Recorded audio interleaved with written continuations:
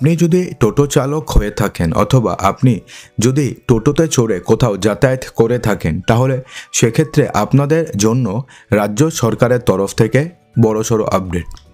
হ্যাঁ বন্ধুরা, এবার কি তাহলে বন্ধ হয়ে যাবে টোটো? কারণটা কি, কঠোর পদক্ষেপের পথে এবার হাঁটছে হচ্ছে পরিবহন দফতর।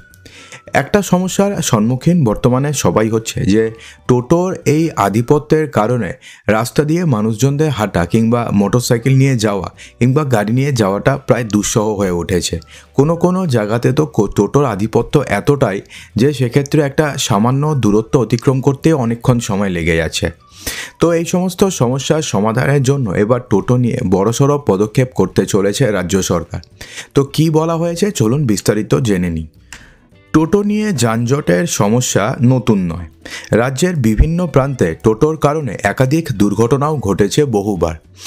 আগে থেকে রাজ্য বা জাতীয় সড়কে অটো বা টোটো চলাচলে নিষেধাজ্ঞা রয়েছে।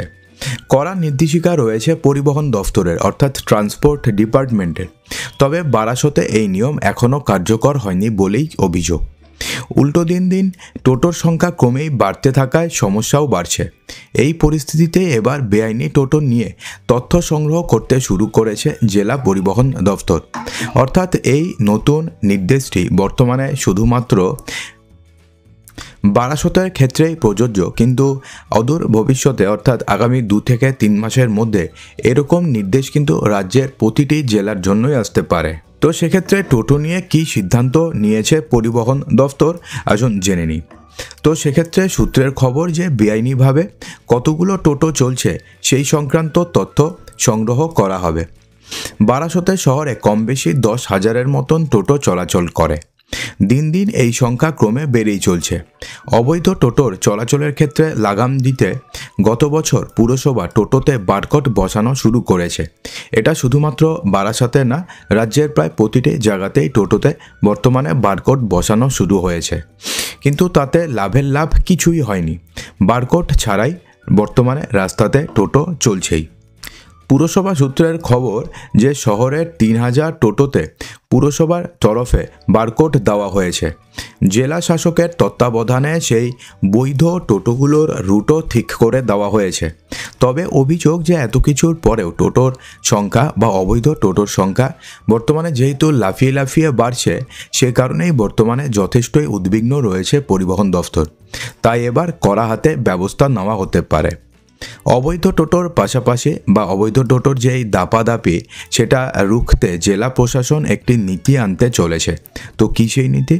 এবার বেআইনি টোটো থাকলেই মালিকের বিরুদ্ধে ব্যবস্থা নেওয়া হবে। অর্থাৎ কোনো টোটো যদি বেআইনি থাকে তাহলে সেক্ষেত্রে মালিকের বিরুদ্ধে সঙ্গেই ব্যবস্থা নেওয়া হবে। খুব শীঘ্রই এই নিয়ে পদক্ষেপ নেওয়া হতে পারে। জেলা পরিবহন দফতরের এক কর্তা বলেছেন যে অবৈধ টোটোতে লাগাম দিতে ইতিমধ্যেই তথ্য সংগ্রহের কাজ শুরু করা হয়েছে। অনুসন্ধান করে উপযুক্ত ব্যবস্থা গ্রহণ করা হবে খুব শীঘ্রই। নয়া নীতি আনছে দফতর।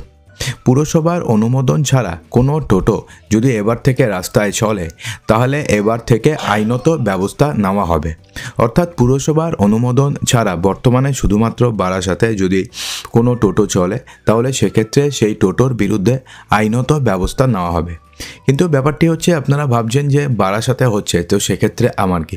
তো বন্ধুরা, আপনাদের জানিয়ে দিই যে রাজ্যের একটা নির্দিষ্ট শহরের জন্য তো আর কোনো আলাদা করে আইন হতে পারে না। যদি একটা আইন হয় তাহলে পুরো রাজ্য জুড়ে সেম আইন হবে।